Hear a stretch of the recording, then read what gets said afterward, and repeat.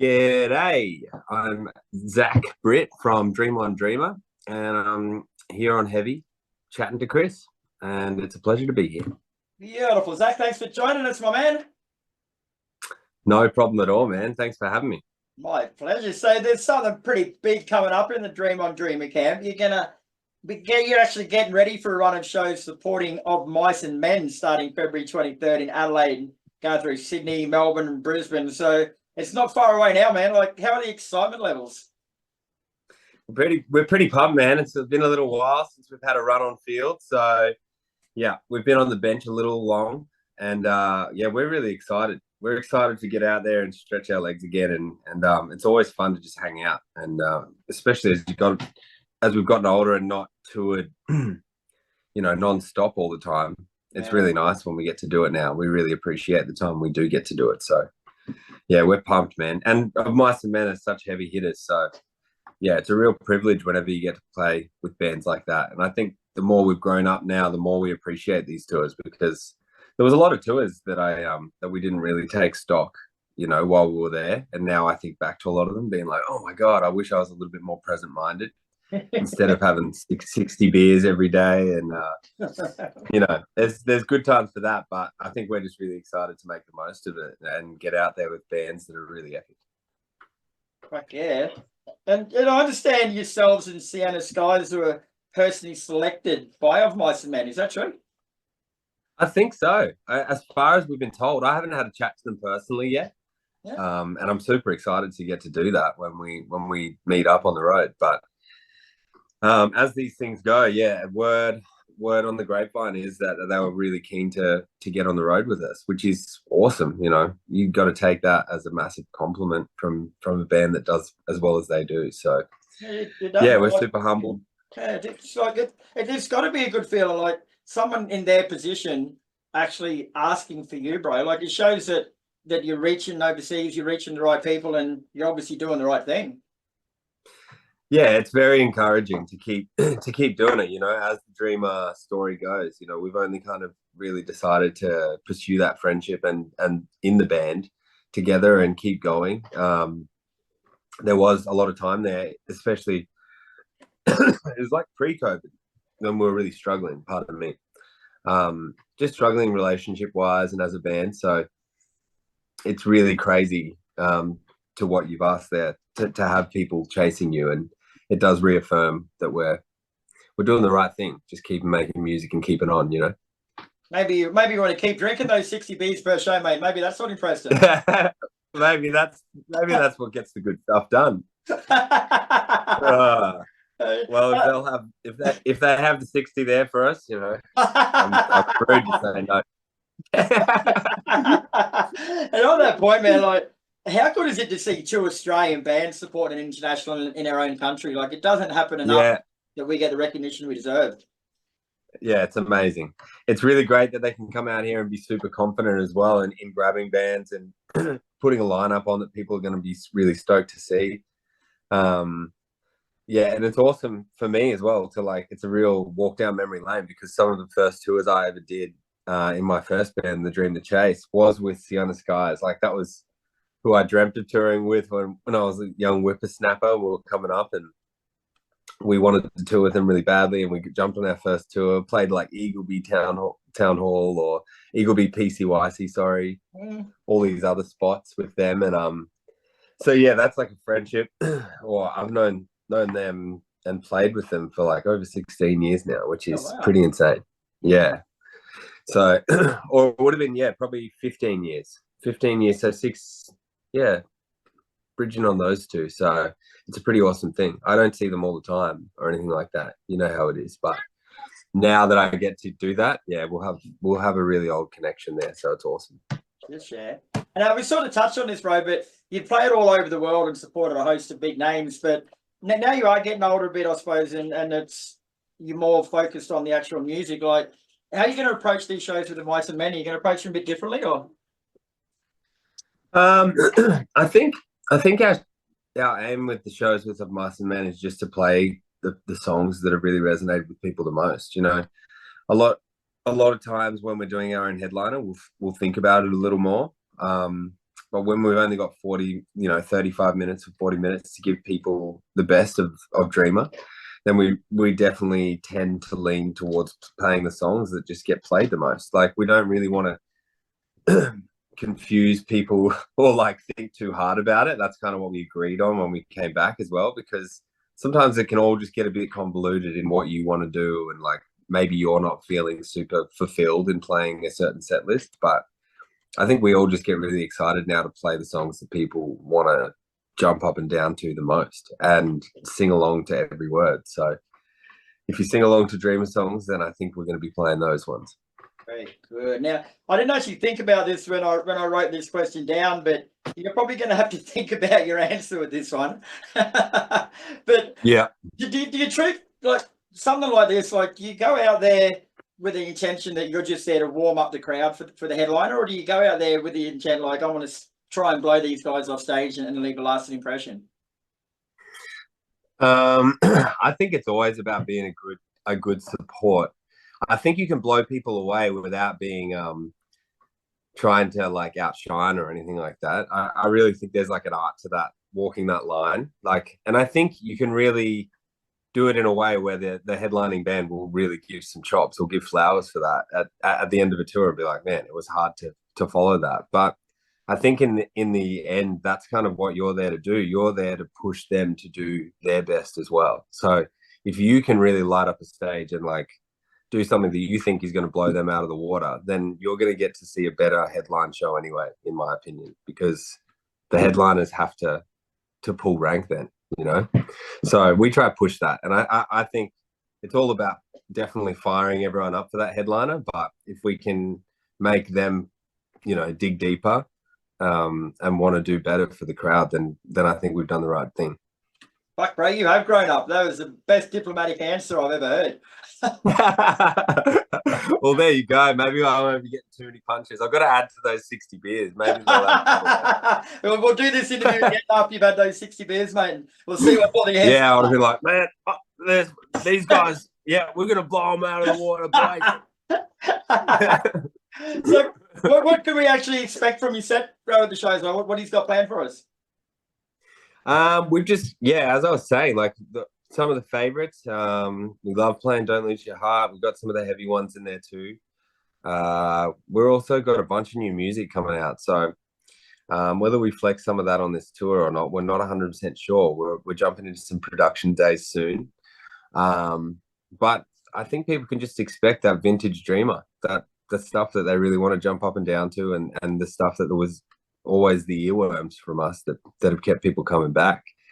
We love playing Runaway. That song's been going crazy online, and we can't believe we keep just sending screenshots of how many streams are going on that song to each other, being like, oh, this is weird. Like it's just funny, because all of us are pretty busy in our personal lives and have a lot of other things going on. So it's very encouraging when you get a message being like, we just clocked 8 million plays on this thing or something, and it was just written at Chris's beach house or parents' beach house in a real chill session.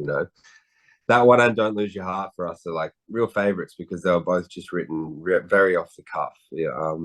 And it was just like the simplest songs, and now they're the ones that resonate the most with people. So people can just expect the ones they've been clocking up plays on, because they're the ones that we want to get everyone partying to, and that's what's going to push the headliner to be better, right, Kris? Yeah.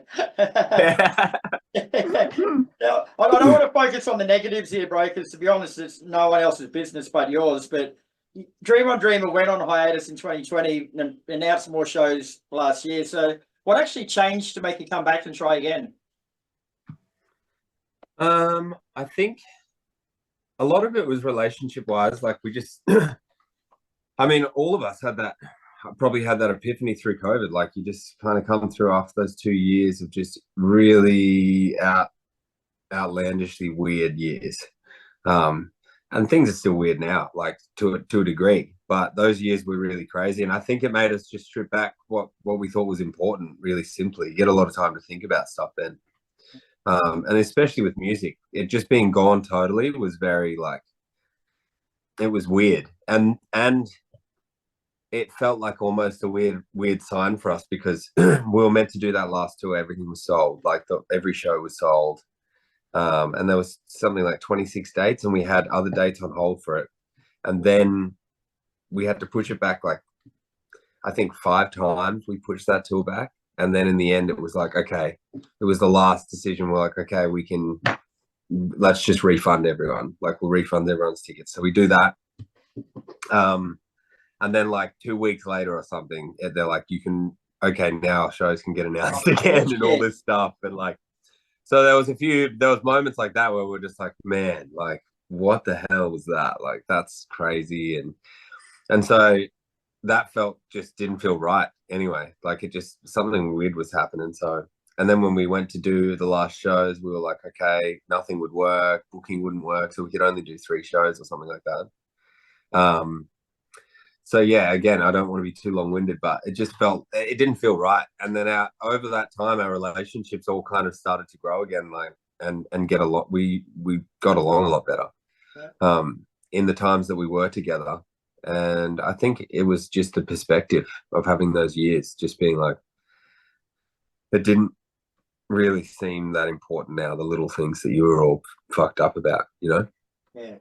It was nice to let go of that stuff and to just realize that it wasn't healthy to hold on to grudges when you got to hang out with these people for 12 years, you know, and got to do some of the funnest stuff of your life with them. So I think, it's got to be more profound than that. So we let go of that. And I'm really, really happy that we did. Okay, have you been on a Buddhist retreat or something since I last spoke to you, mate? Pretty much. I pretty much live at a Buddhist retreat. It's amazing. Good on whatever it is, mate. It's working, bro. It's working. Oh, good. Well, send them on my way and tell them it's $1. Now, when you announced those shows coming back, mate, like, you did a headline tour that was well received and attended, right? But did you feel like you had a point to prove when you came back? Yeah, we were all nervous as hell, man. There were so many feelings, and so many feelings are just like, oh, far out. Like, did we make the right decision? Are we just flogs? Like, are we doing the John Farnham right now? There's so many. You just have imposter syndrome doing things because you're like, am I just doing this because I want to come back and like do music for selfish reasons because I missed it? And then as soon as you get out in front of the first crowd, you realize, oh no, like, this was right. The first song, like, just playing one song in front of Melbourne, we opened with the World in Front of Me, or Loveless into the World in Front of Me, which is the opening of that album anniversary. And it was the first time it was too loud. The crowd was too loud that I couldn't hear anything on stage because it was just like, I got the world in front of me. It was just like, it was just so definitely loud. And we all looked at each other. Everyone on stage was just like, whoa, like, okay, like, and there was a little smile, like this little half smile on Marcel's face as he like turned back to face the drums and catch his breath, and I could just see that he was like, whoa, like that was mint. And so I think that was really a moment straight away.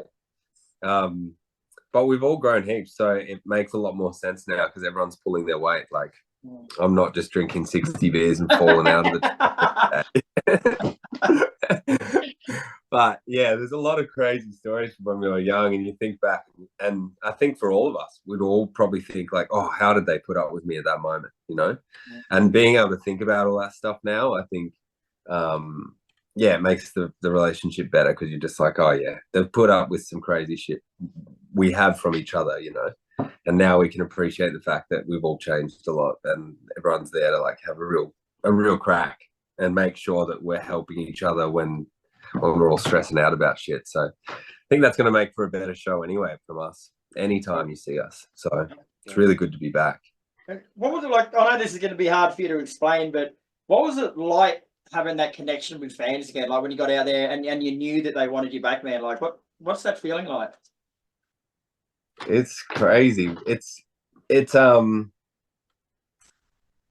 yeah, I don't know. I was like, yeah, I was super spaced out on the whole every show really, because it was just so, I was like saving my energy every night really, just to be able to talk to as many people as I could every night. And yeah, I'd say we were all talking to fans and stuff for like 2 hours every night, like after the show, and you'd just be there with heaps of people. And then I think Melbourne had an after party, and that party at Cherry Bar was just packed. It was just like, and we hadn't had that. I don't think even when Dream was a band before, like we never had that kind of resonance with people. So it means heaps, and everyone's stories about not having made the last shows and being so devo that they hadn't seen us, and then so maybe there is a there is a greater purpose or like a point behind what happened, because it kind of made people realize they wanted to come out and see us, maybe. Yeah. Or like that fear of loss thing. So maybe we'll just go now again, but let's not think that way, bro. So. No, I don't really. I think it's all changed so much that we're just all in so much better of a headspace that it's not really going to be a negative thing. I don't think it could be. And any troubles we've ever had as a band growing up, I think we're all just like insular anyway. And you just double think yourself, don't you?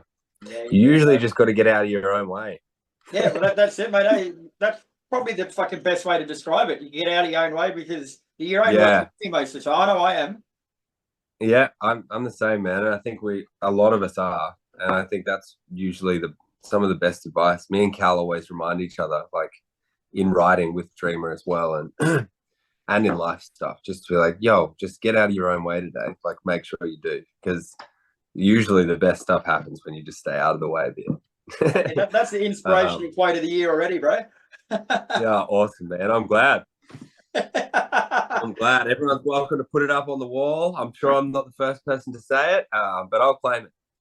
Like, you'll end up having to sign all these posters with people writing that and fucking want to put them on the wall. That'd be awesome. Get out of your own way. I'm just gonna sell get out of your own way posters at the next tour. There's your next song, bro. Write a song called "Get Out of Your Own Way." That'd be great. Yeah, I reckon that could work. There's great premise for a track. Me and Cal will be back in the studio cooking some stuff up, and Cal and Marcel were just in the studio today, so heaps of epic stuff coming. We've got plenty of stuff coming, man. So excited to have it all in the works. Okay, mate. Well, I know people are excited to have you back, bro. So thanks for your time today, man. Been a pleasure as fucking always. The tour thank Boys you. and Men, February 23rd, she kicks off, mate. I'll be at the Brisbane show, so I expect to have at least half of those beers with you anyway. Oh yeah, absolutely, dude. If there's 60 there's a few for you, for sure. Don't you worry. Absolute legend, bro. All right, well, we'll see you in about a month's time. Yeah, absolutely, Kris. Thanks so much, man. Always a pleasure, bro. Catch you soon.